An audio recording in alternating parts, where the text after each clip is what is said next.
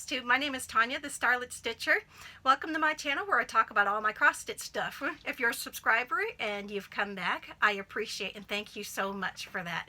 If you're new here, welcome, and I hope you enjoy everything that you see. Let's go ahead and get started. I'm going to start with my finishes last week. As I promised you, I do have two fully finished objects to show you today.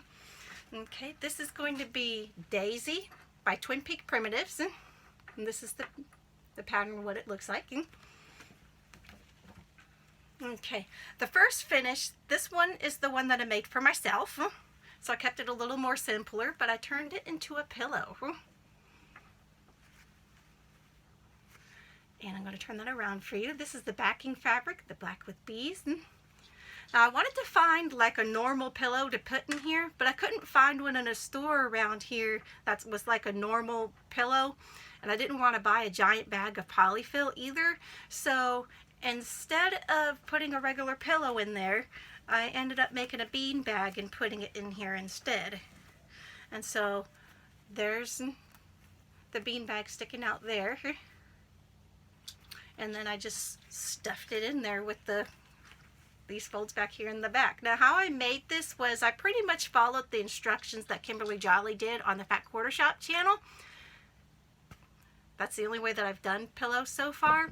And then after that, I just added some yarn that I found over in Walmart just a few days ago. My husband and I saw that and he goes, "That looks just like rope," because we knew that we were looking for just random assortments to finish the other, he calls it the cow, but we know it's Daisy. Anyhow, so that ended up in our random assortment of stuff because I hadn't really decided exactly what I was going to do yet, what patterns or designs, colors, or any of that. So I just kind of bought random stuff and then worked with it yesterday when I went to go and fully finish.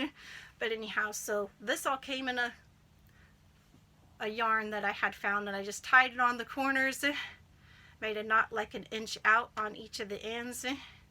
And for now, this is all stuck on here with just Aleene's tacky glue.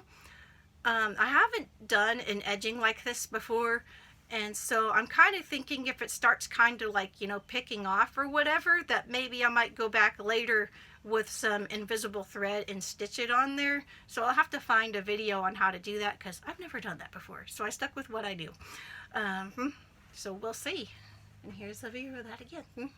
I think it turned out really cute. And it is a bit heavy. It was kind of a pain in the patooter to stick it back into my sewing machine and sew it closed after I put the lizard litter in there. But I had my son kind of hold that while I was stitching, and I told him, "Don't move it unless I'm like moving it with the sewing machine," because I couldn't maneuver the edge to stitch it shut while also holding the bean bag.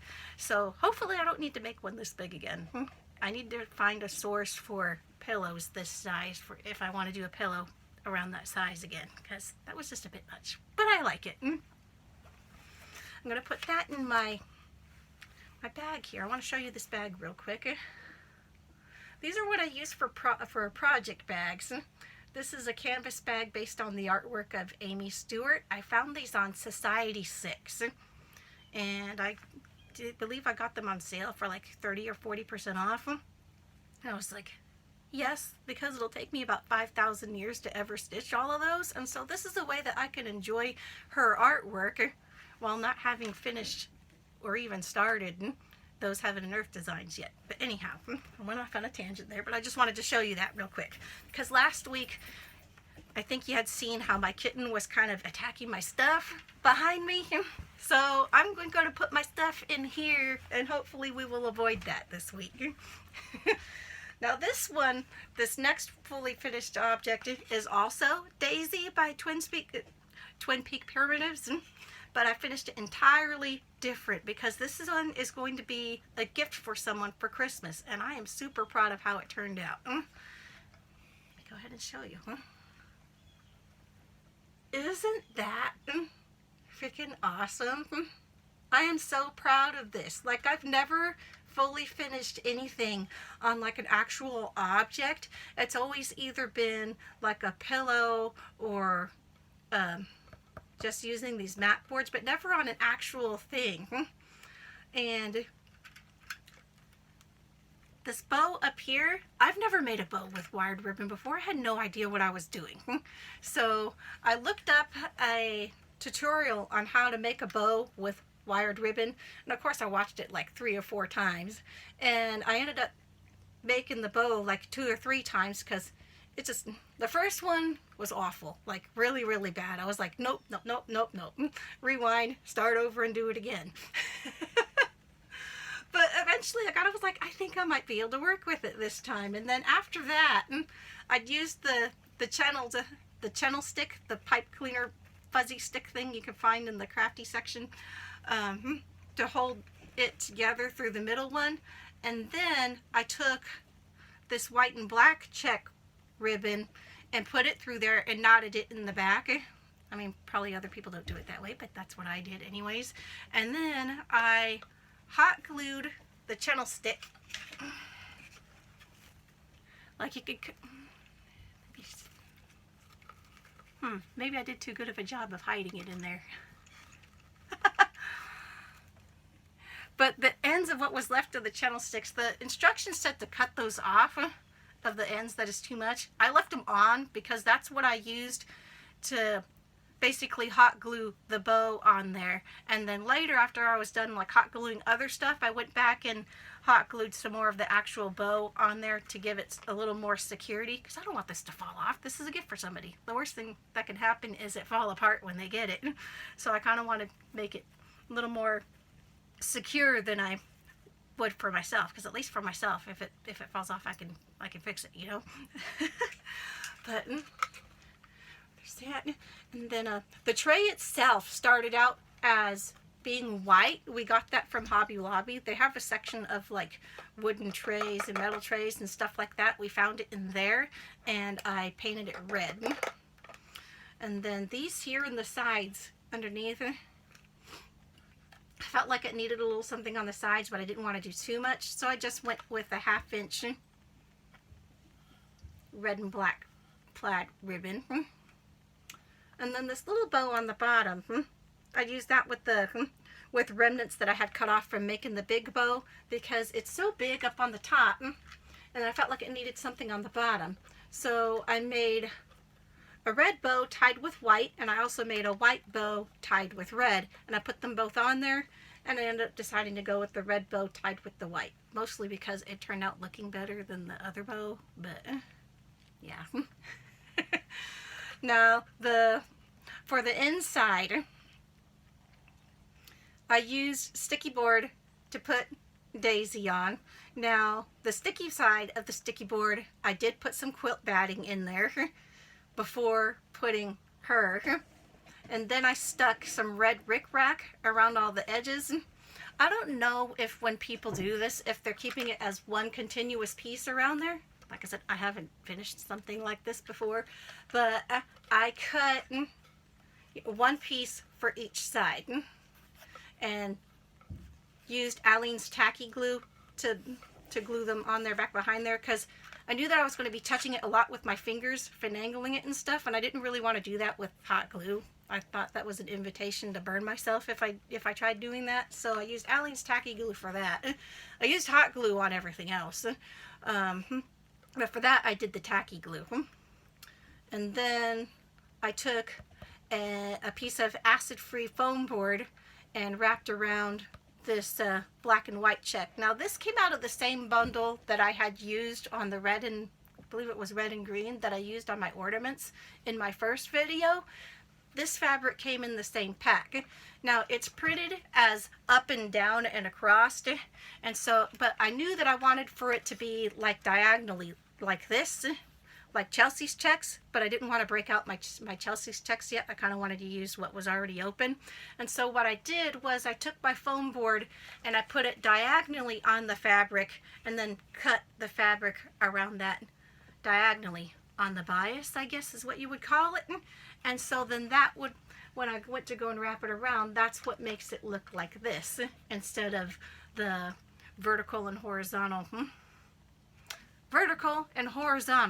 grids.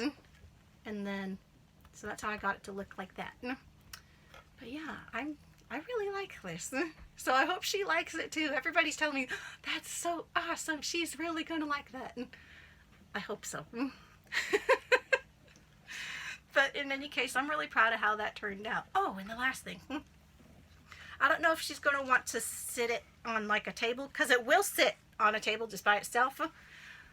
But we added some hangy stuff in the back in case if she wants to hang it too. These are just some, how'd you call it? Picture hanging wire and little hardwares. I just got them in a bulk pack off of Amazon like 2 years ago and broke those out and stuck them on there. And that's that. I'm going to set that aside. I'm going to put that in over here too. Hopefully the kitten don't mess with it. And let's go on to my whips. I feel like I did quite a bit on the Farmhouse Christmas series by Little House Needleworks. This is where I'm at now. There you go. Last time I had the first block, all this border up here, all this border up here, the white outline here, and the white outline for the second block done. I don't remember if I had this down here done yet or not, but I didn't. But so this week I did block 2, this outline, this outline, this outline, and this outer border all the way down. Now that I have Daisy completely done and finished, I should start making significantly faster progress on the Farmhouse Christmas series, which will make me happy because my goal is to have this fully finished. I don't think I'm going to make it before Christmas. I have too much, and I'm going to be visiting with my daughter. She's coming this weekend. But for sure, by New Year's, I should have this fully finished and then be ready to start on all my 2022 plans. Now, my goal for this week, though, since Daisy is finished, next week, I would like to have, let's see, block 3. Block 4. And possibly, if I find that I have enough time, squeeze in block 5. So I hope to show you 3 more blocks done on this next week, but I might be able to only have 2, so we'll see how that goes. Plan for 2, hope for 3. Make sure that this goes in the bag, because she definitely attacked this last week.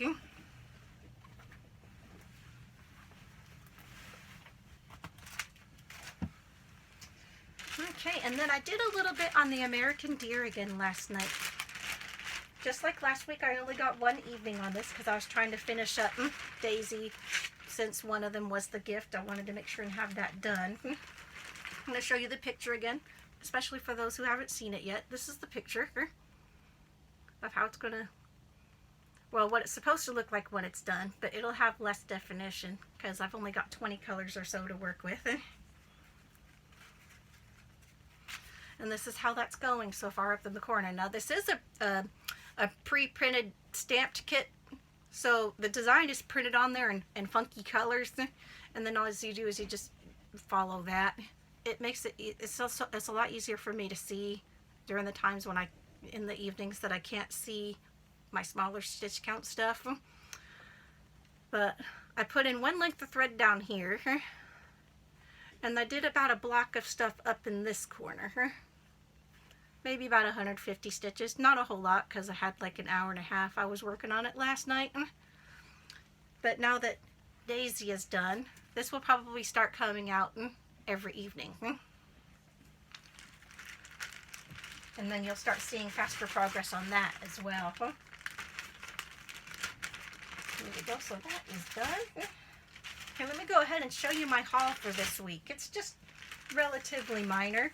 I slightly mentioned it last week, but for the Farmhouse Christmas, I'm using Kimberly Jolly's Classic Colorworks thread pack from Fat Quarter Shop, and I'm pretty sure that it's just kitted for a 32 count fabric.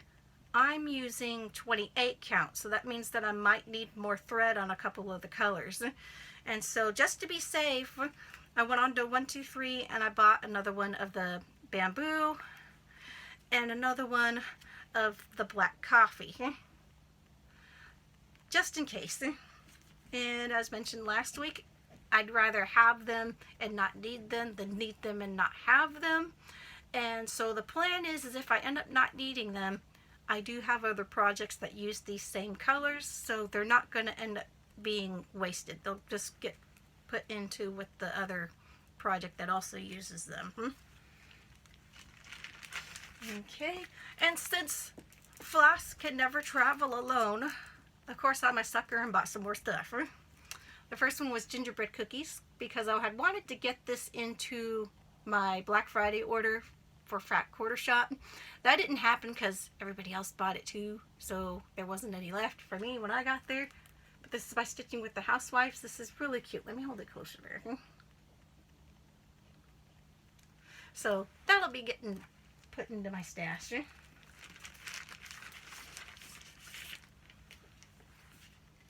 Okay, the next thing that I ordered was the Home for the Holidays book by Blackbird Designs.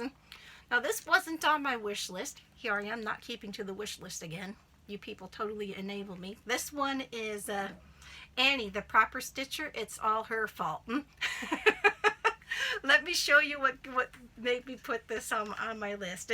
She is working on or finished 'Tis the Season. Oh, I need to block this because I can't show you the pattern. Hang on here.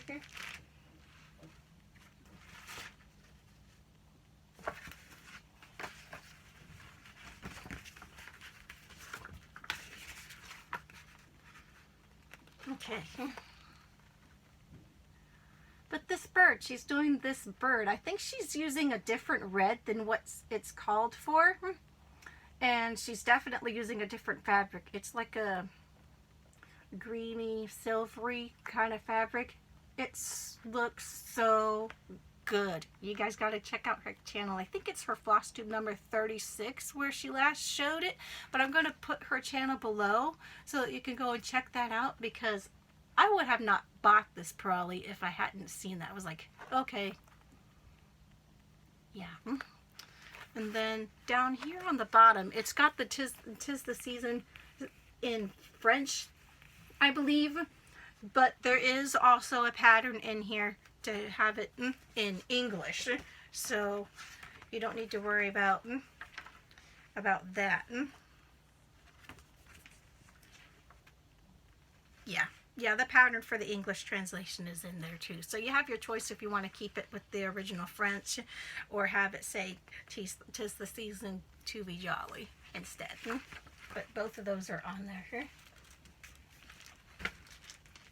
Right, and the last thing for my haul that I added in there was a kit by Bothy Threads. This is Trick or Treat. Another cutesy Halloween thing that ended up in home with me. Yeah. Okay, let me go ahead and block this again because I want to show you the back. Okay? So it's got the flosses in there, but this is like that other one that I was showing you by Letty Stitch last week. It's got the symbols along with the threads in there.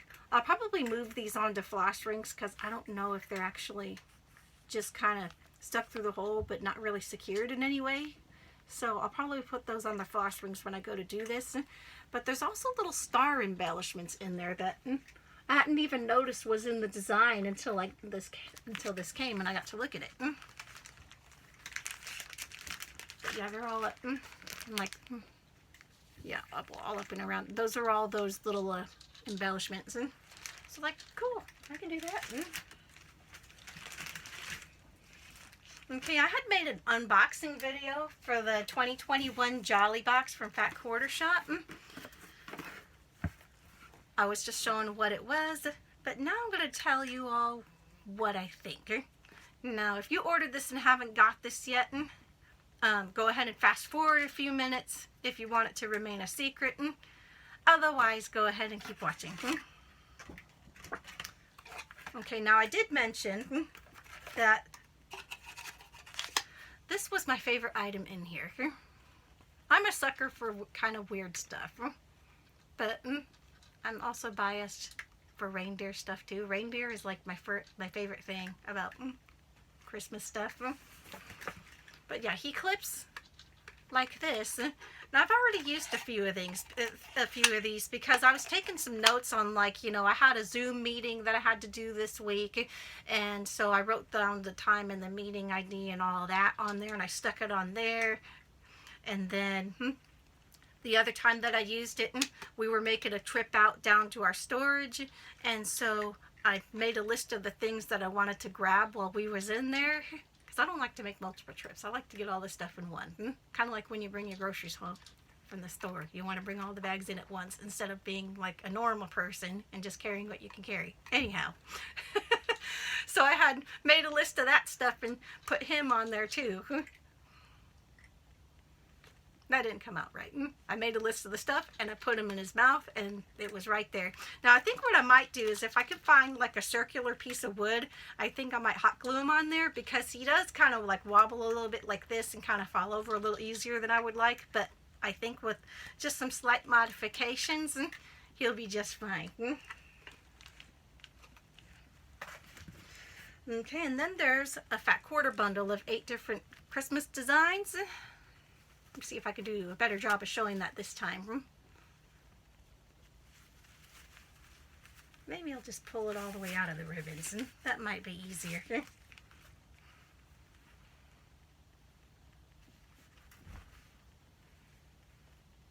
Green with Santas. Now I did like on this one, you probably couldn't see in my last video, but we have multiracial Santas on here, which I thought was cool. I haven't seen anything like this before. So you got your light-skinned Santas, and you also have your darker-skinned Santas. I thought that was cool.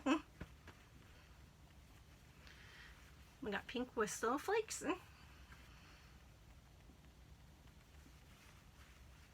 Red with snowflakes. Here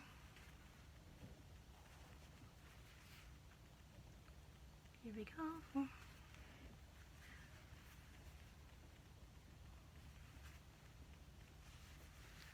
This one, and lastly this one. But that's all those. And then there's a little packet of Alphabetties. I have no idea what these are used for. Maybe to like label your stacks of when you go to start cutting out your triangles and squares and all of that.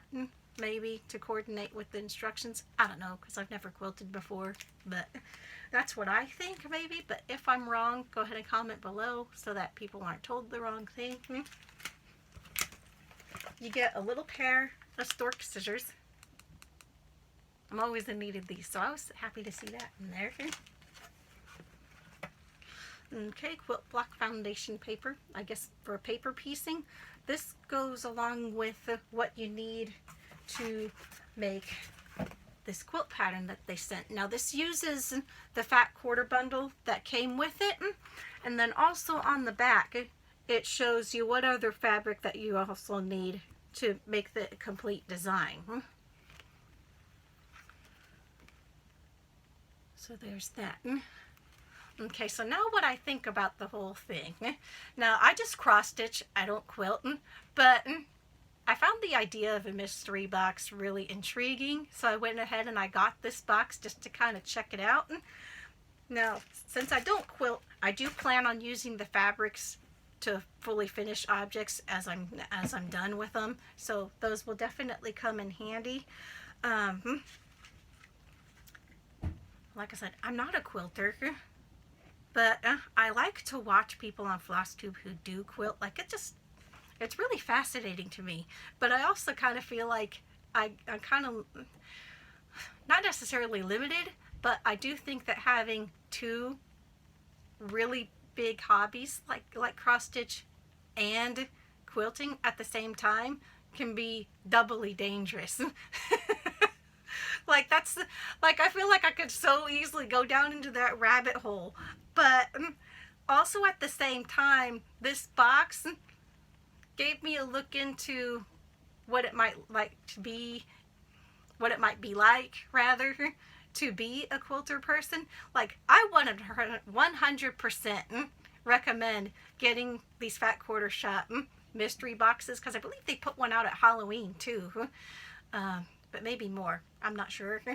But yeah, But I also like that I got to actually look at a quilting pattern, because now I'm not so scared to actually start quilting if I ever decided to get into quilting, because the way that this is written in there for the instructions makes a lot of easy sense, which I would thought that it would be completely confusing because I've never done it before.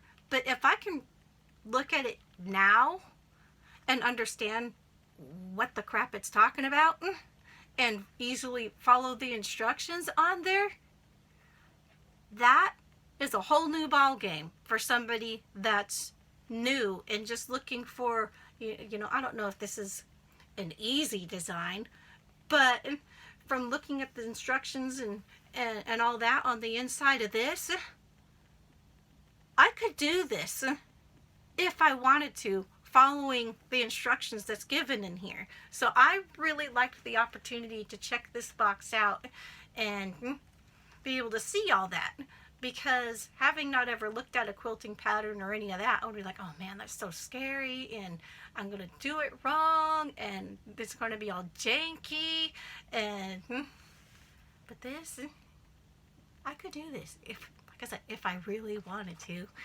right? But like I said, I think it would be a little too dangerous for me to dive into two giant hobbies, at least right now. Maybe later on down the road that could be something that I get into. But yeah, 100% recommend getting these mystery boxes for quilters. For cross stitchers, I don't think there's enough stuff in here for us to justify getting the mystery boxes, but there are other mystery boxes by other shops, other companies, whatever, that everything in there is for cross stitchers. So now I kind of want to find me some of them. You see how this goes? It's like a self-enabling process. Let me put all that stuff back in there. Yeah. And now I want to talk about my homework for this coming week. Actually, so I told you that my daughter is coming for Christmas. She'll be coming on the plane on Saturday. So that's good news, obviously. The bad news is there's always a bad news thing with a good news. The bad news is that means that if I want to do the project that I plan to start for the New Year New Start on New Year's Day, that means that I have some work that I need to get done before my daughter arrives, because I don't want to be doing that while she's here.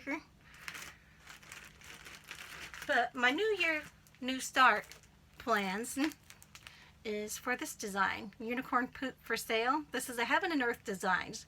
Now, it is retired, so you won't be able to buy this anymore unless for some reason someone else starts turning it into a cross stitch. But the artwork is by Sheena Pike, and this is what I plan to start New Year's Day. But like I said, I have some work that I have to do first if I want to be able to do that and not spend my time doing prep stuff instead of stitching, which, yeah, everybody would much rather stitch than prep. But yesterday, while I had my sewing machine out, I went ahead and I zigzagged the edges of my fabric, because I got this fabric from 123 Stitch, and generally they will serge all of your edges for you and you don't have to worry about it. But every once in a while there will be a piece that for some reason they don't, and this was one of those. And I know that this is a project that will be taking a long time to complete, so the fraying around the edges is going to be a bigger problem than on something like, you know, Daisy, where it was relatively small and I got them done. So I didn't take the time to zigzag that because I knew it wasn't going to be out for very long. This is going to be a long-term project. Like, I don't think that I will be able to finish it in 2022 unless I scrap my plans on finishing a whole bunch of other stuff, which I don't really want to do that. I want to finish a bunch of stuff this year, so it's going to be longer term than just 2022. Anyhow, so I took my sewing machine and I zigzagged the edges. Now on the short sides, I got lucky. It just had this stuff here on both the top and the bottom, the short edges, but the long sides, I zigzagged that with my sewing machine while I had it out yesterday. Now the other thing that I need to do is, this is going to take a lot longer than using the sewing machine. This is my most dreaded part of prepping anything that has a whole lot of colors, is I need to put my floss on floss drops, floss tags. Okay, now in my first video, I was talking about how I wanted to make my tags bigger, like what comes on the classic Colorworks. Because the original tags that I made on round 1, they're little, like this. They're not very big. I mean, they're functional, but it's kind of annoying that they're that small, because, you know, I put the little DMC sticker on the front, and then I just write the number on the back.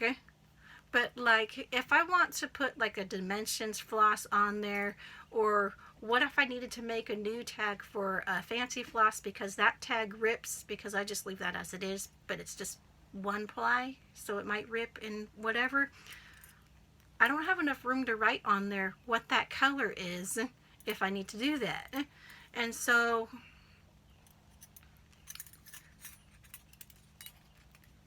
when I prepped my tags for when I started Daisy, I went with this size. This is so much better. I like this. It's 1.5 on the short sides, 1.5 inches, and then 2.5 inches on the long sides. And then I just take a regular hole punch to punch the top hole and the side hole. The side hole is for, see how like on this one, I have a piece of leftover thread that I had, you know, taken out of here. I stitched with it and then I had some left. That's what this little side hole is for, so I can stick them in there. And then I use a larger hole punch for the one on the bottom. And I only put one skein of thread in there at a time. And then if a pattern calls for more than just one skein, I only open one skein at a time. I use it until it's empty, and then I put another one on there. The black 310, that's the one that happens the most with. There are some other popular colors too, but I don't want to have like a lot out at a time. That's just the way that I am. I like it nice, neat, and pretty. So one skein at a time, that's all that's on there. And then these rings are Clipco book rings that I found on Amazon. These are a 1.5 inch size. They do have a 1 inch, but I went with the 1.5 for these floss tags that I made, because this will easily goes around a 1/2 inch PVP pipe that I hang them on, and I can easily slide them on there to get out to what color that I need to use. This bigger ring is a 2 inch. I use these to hold together flosses for projects that don't have a whole lot of colors, like say less than 12 colors maybe. And then I also have a bigger size ring, which is 3 inches, and that holds the flosses for behemoth projects that have a ton of them. Now, as far as the DMC, these are pretty much permanently hanging out on my thread rack to slide back and forth. So these 2 and 3 inch rings I generally use for my fancy flosses, because I don't keep my fancy flosses out all the time. I put them away when I'm done using them, like in between when I'm using them for the project, and in between, you know, they're more expensive. I don't want them to get messed up. So those go away all the time. The DMC, they're a lot cheaper. I don't want to say I don't care as much about them, but they're a lower priority than the fancy flosses. And so the fancy flosses get better treatment than my DMCs. So anyhow, my homework. My homework is, I bought initially 118 skeins for this design. That's a lot of thread. Now, not all of those are individual colors, so it's not 118 colors, but there's still like 89 colors, 90 colors. Yeah, 90 colors for this. So that means that I will be prepping at least, I will be prepping 90 skeins of thread out of this. Cutting them up, and I should probably find another tutorial video on the best way to take these things apart, because guess what happens almost every time that I go to do it? You're like, yay, this is being so easy today. That makes me so happy. I'm like, nope, nope, we got a big knot again. I'm like, oh God. And I'm sitting there, you know, the more gentle you are with it, the easier it is to unknot it. But still, it's like, there's a better way. You're supposed to take the end from either this end or this end, and I can never remember which end that it is that you're supposed to pull from, but I pretty much almost always use the wrong end. I'm like, crap.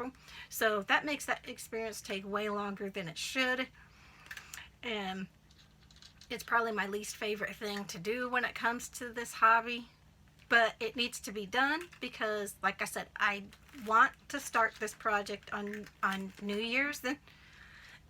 And I don't want to be sitting there dealing with all of these and getting them cut up and on the tags and hung up on my rack and ready to go while my daughter is here, because it's not fun. It's not fun for me, and it ain't going to be fun for her either. Like, I would rather spend that time with her while she's here than doing this. So that will be my homework for this week. So I have today, tomorrow, Thursday, and Friday. So I should have plenty of time to get all that done. Maybe what I'll do is I'll break it up in sections, because it does get tedious. But I have a few days, so that might be what my strategy is going forward on that. Now, as far as 2022 plans, I'm so excited to show you guys that. That will be a video next week. I'm ecstatic. I think that you guys will be excited to see it too. Like, I'll show you my patterns, and I've got a variety of fabrics that I plan to use. Some that I haven't 100% decided on what fabric to use. So maybe you all could help me with that. Like, I'll give you my choices of what I've narrowed it down to. But yeah.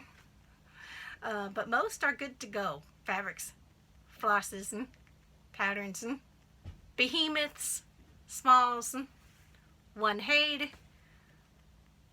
We are going for a large variety for 2022. And I'll be excited to show you guys all that next week. I had to find mine. Where did it go?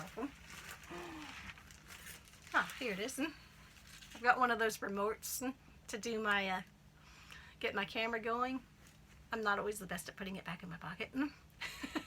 But anyhow, so that's my plans for next week, is to show you my plans for 2022. Make sure you check back, because there's going to be a lot of good stuff coming. Thank you. Like, comment, subscribe. I'll see you next week. Bye-bye.